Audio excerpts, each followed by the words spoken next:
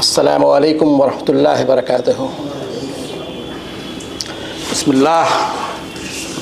اللہ الرحمن الرحیم، نحمدہ ونصلی علی رسولہ الکریم۔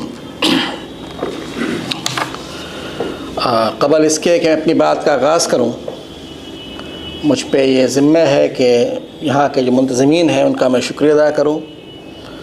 جناب مولانا مصباح صاحب، جناب اشد صاحب، شاہ فہد صاحب، 2017 سے یہ لوگ میرے ساتھ ہیں اس پروگرام میں، اور جیسا کہ حدیث پاک کے مبارک الفاظ ہیں کہ جو انسان کا شکر ادا نہیں کر سکتا، کوئی اللہ کا بھی شکر ادا نہیں کر سکتا۔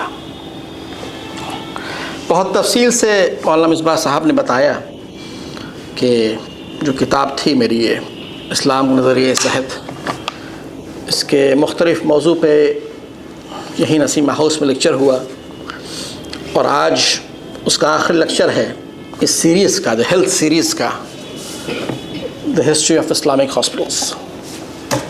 قبل اس کے کہ میں اپنی بات پہ آؤں، میں چاہتا ہوں کہ ایک آپ لوگوں کے سامنے ایک خاکہ، ایک بیک گراؤنڈ پیش کروں میڈیکل سائنسز ریلیٹڈ، کہ میڈیکل سائنسز کا وجود کہاں سے ہوا، کہاں سے آیا، اور اسپتال کا مذہب اور تہذیبوں سے کیا تعلق رہا۔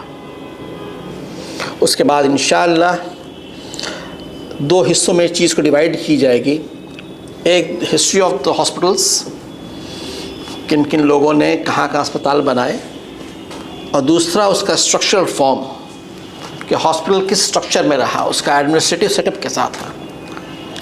انشاءاللہ میں اپنی بات کا آغاز کرتا ہوں۔ دیکھیے، پہلی بات سمجھنی چاہیے کہ اللہ نے اپنے جو بھی جلیل القدر پیغمبر بھیجے ان سبھی کو معجزہ دیا۔ گویا اللہ نے اپنے قدرت کی کچھ اختیارات ان پیغمبروں کو دیے تاکہ وہ اپنے قوم کو جا کے انذار کر سکیں، ڈرائے۔ حضور اقدس صلی اللہ علیہ وسلم کے پاس جو معجزہ آیا سب سے بڑا، وہ کیا ہے؟ یہی قرآن پاک ہے۔ یہ ایک ایسا معجزہ تھا جس سے پورے قریش ہل کے رہ گئے۔ یہی مرکز و محور بنا حضور کی دعوت تبلیغ کا، اور آپ کو پتہ ہی ہے کہ چند سالوں میں پورا حجاز کا علاقہ حضور قدم پہ آ گیا، اور اسلام کو ایک نئی فتح ملی، بل فتح مکہ ہوا، پھر اس کے بعد کس طرح پورے حجاز میں اسلام پھیلا۔ تو یہ تو بلاغت و فصاحت کی ایک ایسی عظیم معراج ہے جہاں تک انسانی رسائی ممکن نہیں۔ سورہ بقرہ میں